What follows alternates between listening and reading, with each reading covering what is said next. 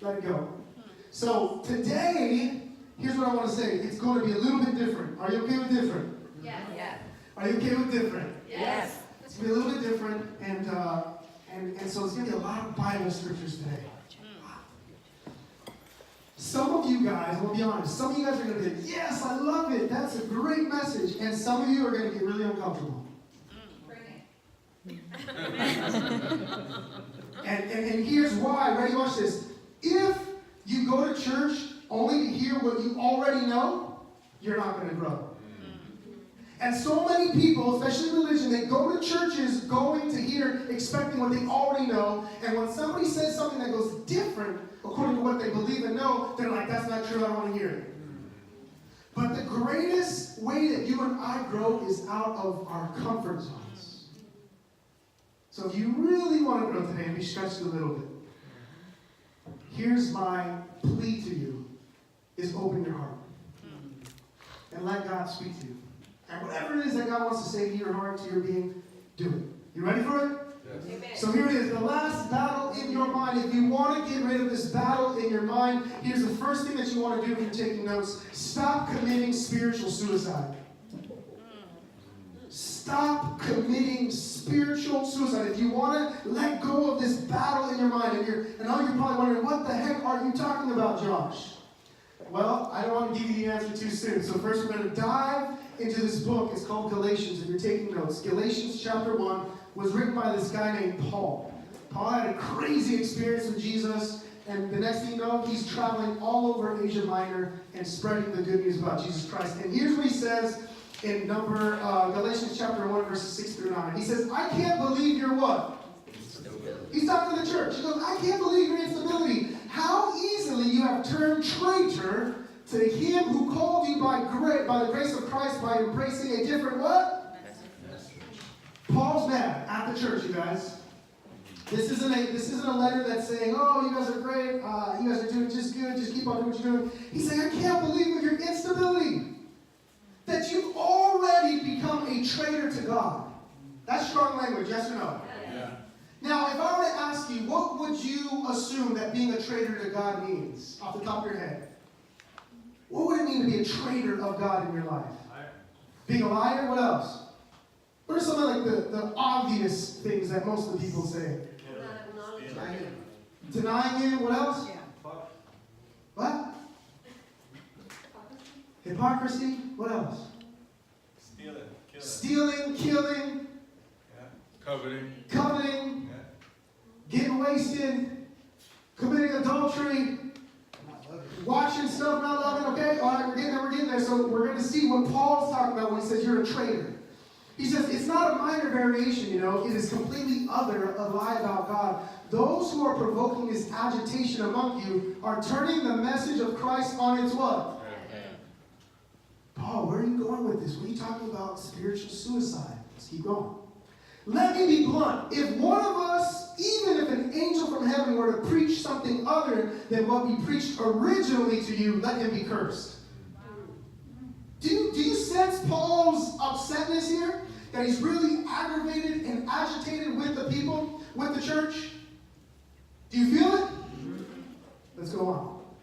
He says, I'm sure, and he's going to get into it, that you've heard the story of my earlier life when I lived in the Jewish what? Way. The Jewish way. In those days, I went all out in persecuting who? God's church. I was so enthusiastic about the law and traditions of my ancestors that I advanced head and shoulders above my peers in my career. Even then, God had other plans for who? Paul, what are you talking about? What are you talking about? If you want to get rid of this battle in your mind, you have to stop committing spiritual suicide. Keep that in your head. You've got to stop committing spiritual suicide, and Paul's going to reveal it to us in just a sec. So he's saying, listen, I was so focused on the traditions. And I was so focused on the law of God. For a Jew, if you and I were Jews, the law of God would be mostly the first 5 books of Moses. So it would be Genesis, Leviticus, Numbers, Deuteronomy, and what else? No? Genesis, Exodus, Leviticus, Numbers, Deuteronomy. So those are the first 5 books of Moses. So when you're looking at the law, you would say, this is the law. And everything that it incorporates in those first 5 books, Paul said, I knew that book front to back. I could quote all the scriptures. I knew the law, and I was persecuting God's church thinking I was doing God's work. There's a lot of religions today who are persecuting people thinking they're doing God's work. You ever met those religious people that think that they got it all together? Yeah. Don't look to your right or to your left. You ever met those religious people who act like they've got a perfect life? That act like they're the FBI for the Holy Spirit? Investigating into your life, telling you how to live, how you shouldn't live. This is what Paul was when he was going out persecuting the church, but he thought with all his heart that he was doing God's work. And how many of us are so caught up in our religious traditions, so caught up in the law, so caught up in the ways of our ancestors, and what does it usually do to people when you act that way? Pushes them away. Turns them off. They want nothing to do. They want nothing to do with it. So parents, I know sometimes we do our best to love on our kids and tell them you got to do this, but when we come at them in this certain way with the spirit of Saul at the time, they want nothing to do with church. They want nothing to do with your God. Because it's your God that you might be serving isn't the God in the Bible. Ooh, what did you say? I told you there's going to be some ouch moments in this. Are you still with me? Yeah. All right, Paul, so what are you talking about committing spiritual suicide? Let's go on. Chapter 2. While I was in a conference with church leaders. That's a dangerous place to be, guys. Just an FYI. Conferences with meetings with church people, it's not as holy and sanctified as you guys think. When money is being talked about, the claws come out. When certain agendas they want certain agendas to be done and it's not going according to their way, people start arguing and fighting. Yep. Where the Spirit of God, where they claim the Spirit of God is supposed to be, ain't the Spirit of God in that moment. So Paul says, I was in a conference with church leaders, and we were infiltrated by spies pretending to be who? They were pretending to be believers to find out how truly free we are in who? Christ. Their ulterior motive was to reduce us to their bondage and to their slavery. People who are miserable want you to be miserable. People when they say misery, what? Loves company. So here they are, they're in bondage, they're not experiencing the freedom of God in their life, and they're coming into this meeting, they were spying, not to actually be a part of the meeting, but just to see, what's Paul all up to judge him. Are you still with me? Yes. We're going to get there. Are you ready for the answer? Yes. Are you ready for the answer? Yes. I got one more to go to. When Peter came to Antioch, so Paul's in Antioch, right? He's actually in Greece. He's preaching the gospel to these people who have never heard about Jesus before. These Greeks are all, they love philosophy. They love logic. So when Paul's talking to them, he has to come at them in that kind of way. He said, so he was there, he was hanging out with these people who accepted the message of Christ. And he said, Peter came to Antioch, and I had to oppose him to his face, because he was clearly out of line. Who's Peter? Peter was a disciple of Jesus, literally one of the disciples of Jesus. Jesus had 12 disciples, yes? Yes. But one of them was a traitor, and his name was? Judas. And how did he die? He hung himself, right? So Jesus went from 12 disciples to 11. And Peter was one of the closest disciples of Jesus. When you read the gospel accounts, Peter, James, and John were the 3 closest to Jesus. Jesus had his crew, but then he had like an inner crew who and it's not because Jesus liked them more, it's just because they were hungry. They wanted to be with Jesus everywhere he went. Anywhere that Jesus was, they wanted to be with Jesus. But here's what happens. Peter's hanging out with Paul in Athens, and they're hanging out with Gentiles. What's a Gentile? Somebody who doesn't believe exactly like you believe. So there was this thing that Jews thought they were the chosen people of God. We're the chosen people. We have the message. God loves us more than anybody else. I'll say it to you like this. Let me come up right next to you. I grew up Adventist, and Adventists believed that they were the chosen people of God. That's true. That's true. I'll say it to you like that. Yeah? Yes. Okay, maybe you're Catholic. You grew up Catholic. Catholics are, I was born a Catholic, I'm going to die a Catholic, I'm Catholic. But they never go to church but once a year. Not true. Not true. Everyone. Not her. She comes all the way from Escondido. Give her some love. Everybody.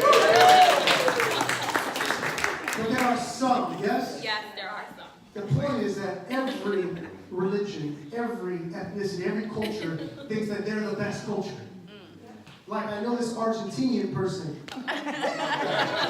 And they swear that Argentina is the best place in South America. You're on the same team. Right? So here's Peter. He's hanging out with the Gentiles when the Jews were not there. The Jews were not there. These conservative, super religious Jewish people. He's eating with them. He's talking with the Gentiles. He's having a good time. And then the Jews come. Peter sees them from afar. The Jewish clique is coming. And you know what Peter does in that moment? He separates himself from the Gentiles. He takes a back seat. He acts like he don't even talk to them. Because he's so afraid of what the religious people are going to say about him. Have you ever had to hide who you were when religious people walked in? Wow. Have you ever had to try to be somebody else? You were a good Christian and loving on people who aren't necessarily Christians. But then those religious snobs come around. And they make you feel such a way. And Peter begins to back up. And acts like he's not with them. And Paul says, in front of everybody, I opposed it to his face. Paul's ready to fight. He's ready to throw down. And he said, you hypocrite! How can you, a Jew, and you're not living like a Jew according to the Jewish law anymore, you're not living according to that way, how can you expect these Gentiles to live in that way? Just because they're coming, these religious people, do they have that much power over your life? You're so concerned about what they're going to say that you can't live in your freedom in Christ? Poses them to a face. We haven't got the answer yet. Are you ready for the answer? Yes. All right, we're getting there. So number one, if you want to get rid of this battle in your mind, one of the things that you have to do is you have to stop committing spiritual suicide. And I'm going to get to it. I swear to you, I'm going to get to it. 15:16, Paul says this, we Jews know that we have no advantage of birth over who? Not Jews. We know very well that we are not set right with God by what? Rule keeping only through the faith Of Jesus Christ. The faith of what? Jesus Christ. Now, most Bibles will read it when you have faith in Jesus Christ. But the Greek says the faith of Jesus Christ. Meaning Christ already has the faith for you. All you have to do is accept it. Yeah. Amen. It's not about you. It's not about your rule keeping. And he goes on to say it's not about your rule keeping. He says, how do we know? Good question, Paul. He says, we tried it. And we had the best system of rules the world has ever seen. Have you ever felt like religion was always about, you can't do this, Yes. you can't do that, don't dress like that, don't eat that, don't go there, don't watch that, don't listen to that? It was all about what you cannot do. That's true. It was never about the freedom that you have. It was never about the liberty that you have.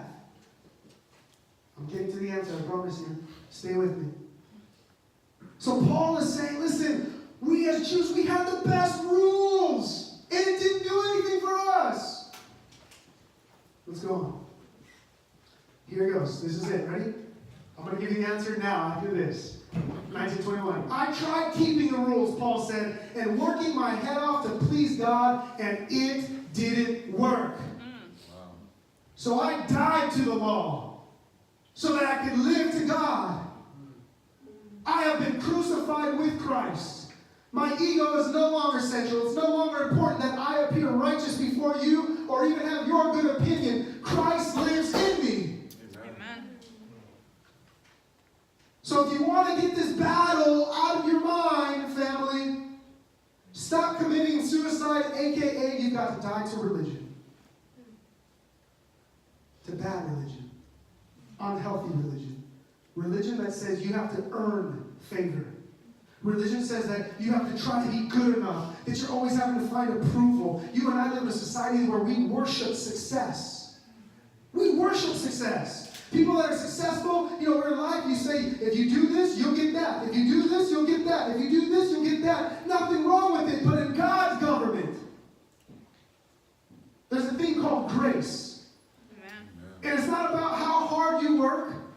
It's not about how many times you go to church. It's not about how much money you give. It's not about your Bible studies. It's not about what religion you belong to. In God's government, God says, it's already yours. It's free.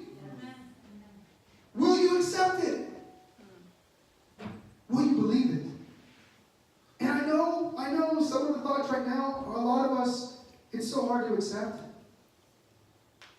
We'd rather work. We'd rather prove ourselves just a little bit. God, don't I have to show you just a little bit for you to accept? First thing, stop committing spiritual suicide, which means dying to unhealthy religion. And according to Paul, dying to the law. I died to the law, Paul, so that I can live to God. How many of you guys have questions right now? Anybody? Following me? By the way, I'm just reading the Bible. Don't get mad at me. Let's go on. Isn't it clear to you that to go back to the old rule-keeping, peer-pleasing religion would be an abandonment of everything personal and free in my relationship with God? I refuse to do that, Paul says. If a living relationship with God could come by rule-keeping, then Christ died unnecessarily. Do you hear his anger almost? You choose, if you think it's about you keeping all these rules and that was going to give you a relationship with God, then why did Jesus even come?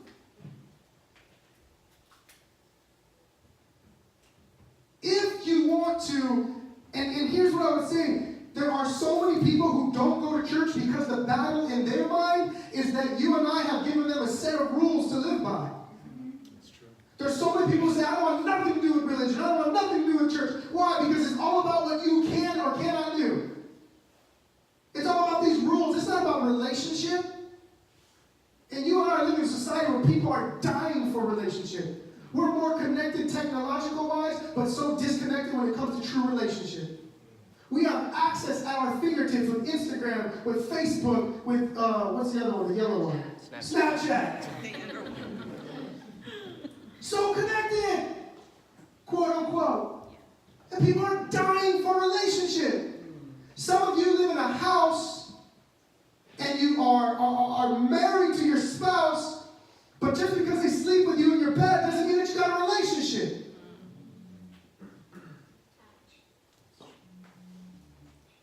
And Paul is saying, I want a relationship with God. You think I'm going to give up my relationship with God just so I can keep a set of rules as if keeping rules got me any closer to God?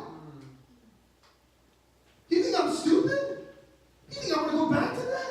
I've lived that, Paul said. I knew the Bible front to back. Some of you guys are worried, some people, oh, I can't go to church, or I don't know the Bible. You don't got to know the Bible. All you have to say is, God, I accept you. Would you give me a relationship with you?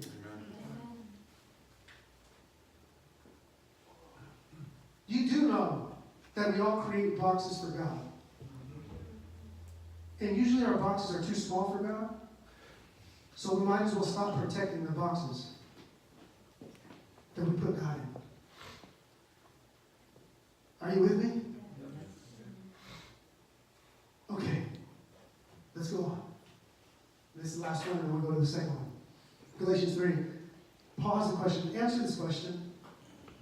Does the God who lavishly provides you with his own presence, his Holy Spirit, does he do this because of your strenuous moral striving, or because you trust him to be with you and in you? God lavishly gives you his presence, his Holy Spirit. He's saying, is it because you strive so hard to be so moralistic and perfect? Is that why God's presence is with you? Or is it because you simply trust in God? Stay with me. I promise we're going to wrap this up with a nice bow tie at the end. For those of you who are having some questions. Because on the flip side, what do you say, Josh? That I can don't do the law, then just go live my life however I want it. If it's not about the law and rule keeping, then should I just go out there and act like a crazy fool? How many say yes? How many say no? No. No. How many say I don't know? We're going to get to it. So what's the point of the law, Josh? I'm glad you guys asked. Here's the point of the law, according to Paul. What is the point then of the law? It was a thoughtful addition to the original what? Covenant promises made to who? God made a covenant to Abraham, and God came to Abraham and said, listen, I'm going to give you a covenant. I promise to you that I'm going to bless you, that I'm going to make you the father of many nations, that everyone on earth is going to be blessed because of you. Everyone, not Jewish people, not people who think and believe a certain way. God said everyone's going to be blessed because of you. I have this covenant with you. The purpose of the law was to keep a sinful people in the way of salvation until when? Christ came. Until Christ came, inheriting the promises and distributing them to us. Go on. Is the law then a negation of God's will for us? Not at all. Its purpose was to make obvious to everyone that we were what? Out of right relationship. We were out of what? Right. Right relationship with God, and to show us the futility of devising some religious system of our own efforts and trusting God to complete His promise. If any kind of rule keeping had power to create life in us, we would certainly have gotten it by this time. Let's go on. Until the time when we were what? This is the key word. Mature. Mature enough. The law is not a bad thing. It's not. It's a good thing. But Paul says it's given to you because you guys are all immature. You're like little babies who needed it. Why? Until you're mature enough to respond freely in faith to the living God. We were carefully surrounded by the what? The law was like those Greek tutors who escort children to school and protect them from danger or distraction, making sure the children will really get to the place they set out for. Do you get it? He said the law is just like a tutor who's making sure you get to school because the goal is not the law, the goal is the destination. Amen. Do you see it? It's like a little tutor who's taking care of you, making sure that you get to where you need to go.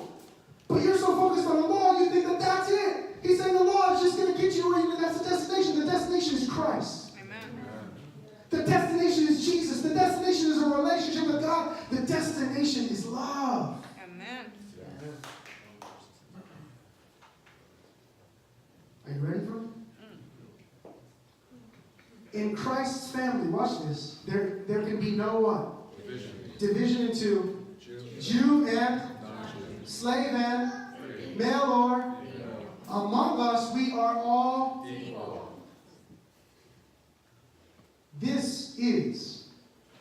that is, we are all in a common relationship with Jesus Christ. Amen.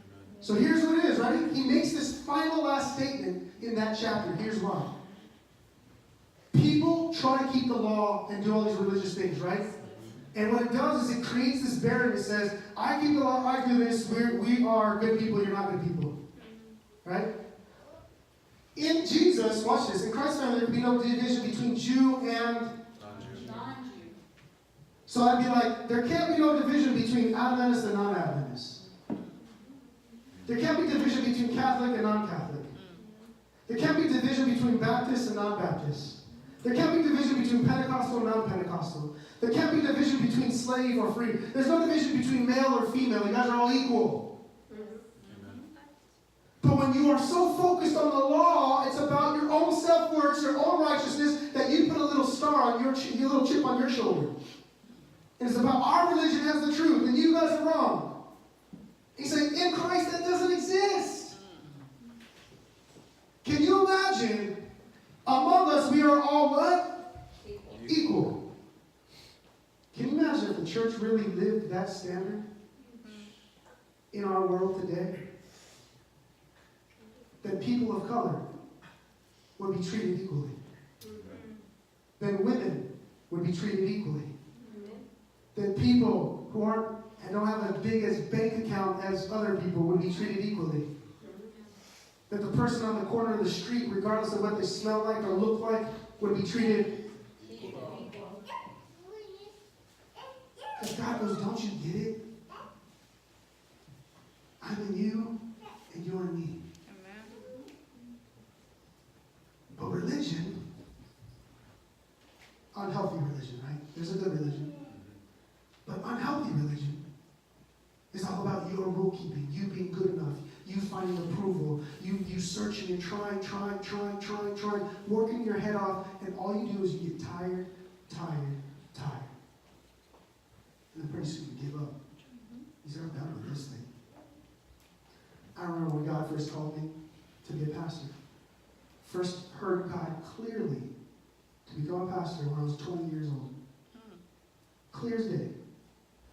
I preached December 2006. Before I got to preach, God told me, this is what you're going to be doing. Love the people like Moses loved Israel. And the first thing I thought, I can't do this because I'm not perfect. I was so concerned about keeping the rules, so focused about being perfect, I thought God would never accept me. And how many people in this world feel like they can't go to church? I can't go to church.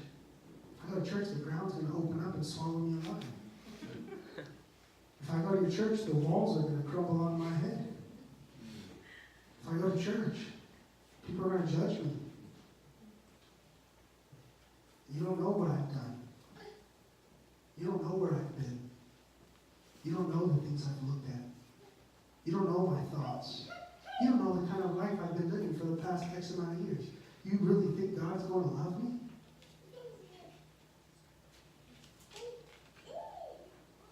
And Paul's saying, it's not about you. It's about what he's already done.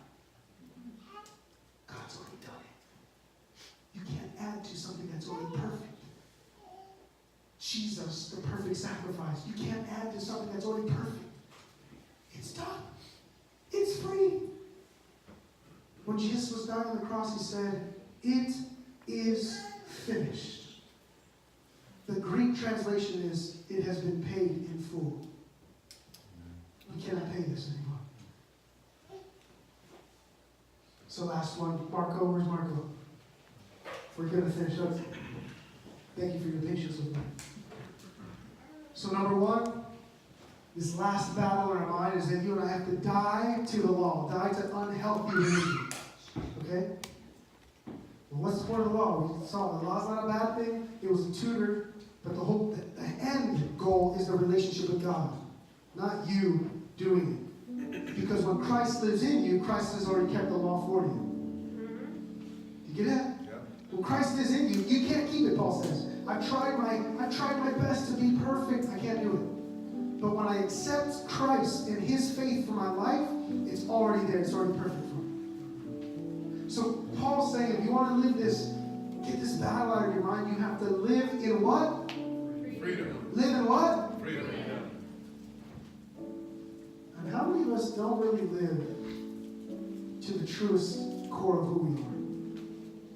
How many of you guys drown out your voice because you're more concerned about what others think? That when you say yes, you really mean no. And when you say no, you really mean yes.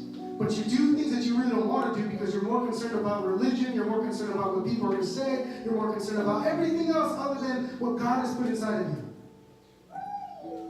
So Paul says this in Galatians 5. He says, it is absolutely clear that God has called you to a what? Free life. Free life. Just make sure that you don't use this freedom as an excuse to do whatever you want and destroy your Freedom. Paul says you're free to do whatever you want. But if your freedom leads you to an addiction, you're not free. You're free to do whatever you want. But if you use your freedom not to forgive your brother or your sister, you're really not free. You're free to do whatever you want. But if you hold on to your hate, you're not free. You're free to do whatever you want. But if you continue to lust after women the way that you lust after them, you're not free. You're free to do whatever you want.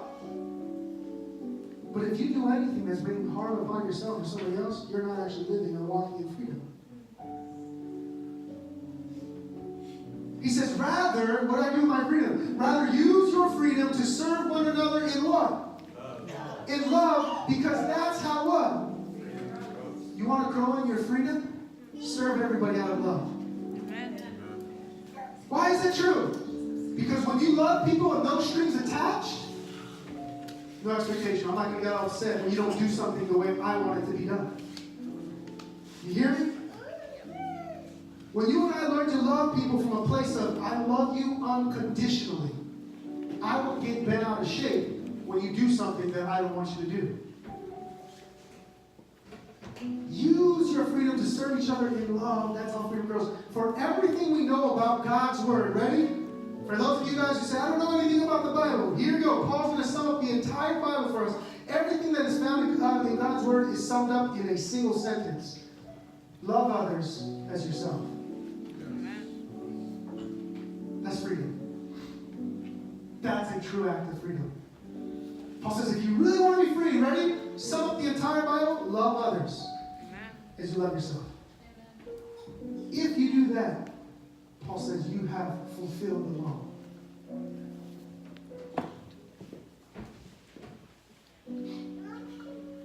Because of the cross, the world has been what?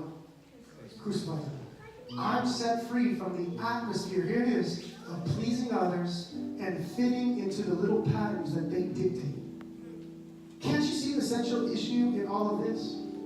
It is not what you and I do. Submit to circumcision or reject circumcision. What does that mean? Back then, Jews believed, so they would get circumcised. Men would get circumcised. And that's how they would say that you are God's. You're with God, you're cool with God, you're not cool with God. So, men, if you're not circumcised back then, you can't have a right relationship with God. According to Jewish tradition. And Paul said, listen, it's not about what you do. About you circumcision, not circumcision, do this, do that. It's not about what you do. It is what God is doing. And He is creating something totally new, a free life for you. It's not about what you do or what you don't do. It's about what God is doing. Can you accept it?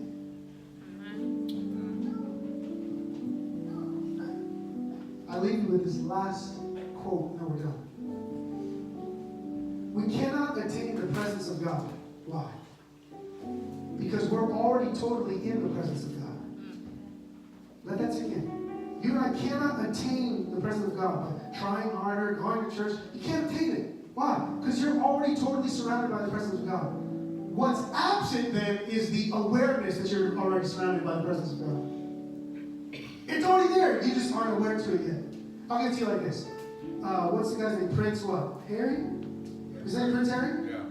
Imagine Prince Harry grows up, little kid, and somehow he's disconnected from his family. And he lives his entire life not aware that he's a prince, that he's royalty. So he's walking around living like, I ain't nothing special. But one day, he somehow gets connected to his family, and he finds out, you're a prince. You are royalty. How do you think he's going to start living? How do you think he's going to start walking? How do you think he's going to start acting? And God is saying the same thing to you. He says, don't you get it? You're already royalty. You're already royalty. You are royalty. I believe it. Do you believe it? God is saying, I'm not saying, I'm saying God is saying that to us. I already know that you're royalty. I'm just trying to get you to a place that you are aware of it. Because when you're aware of it and you truly believe it, you'll start living like it. And how does royalty live? They live in love. Amen. How does royalty live? They walk in victory. How does loyalty look? They walk in freedom. God is calling us to be aware of who we are. Last sentence.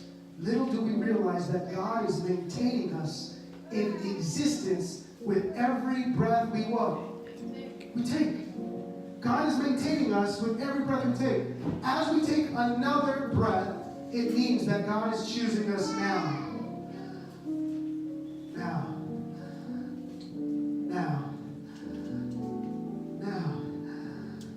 Every breath that I take, God is saying yes to me.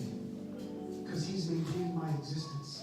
And every breath that I take is being loaned by God. Family, the last battle. Here's the last battle. Ready? You're already accepted. Amen. You're already loved. With your faults, your fears, your failures, your insecurities. God says, I've already accepted you. The last battle. Ready? Ready for the last battle? Yes. Is accepting you. God has accepted you.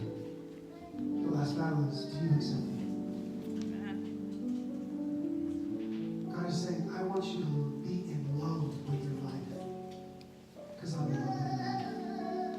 And I want you to be in love with you. Because I'm in love with you. And I want you to be in love with everybody. Because I'm in love with everybody. I want you to be in love even with your enemies. Because they're not my enemy.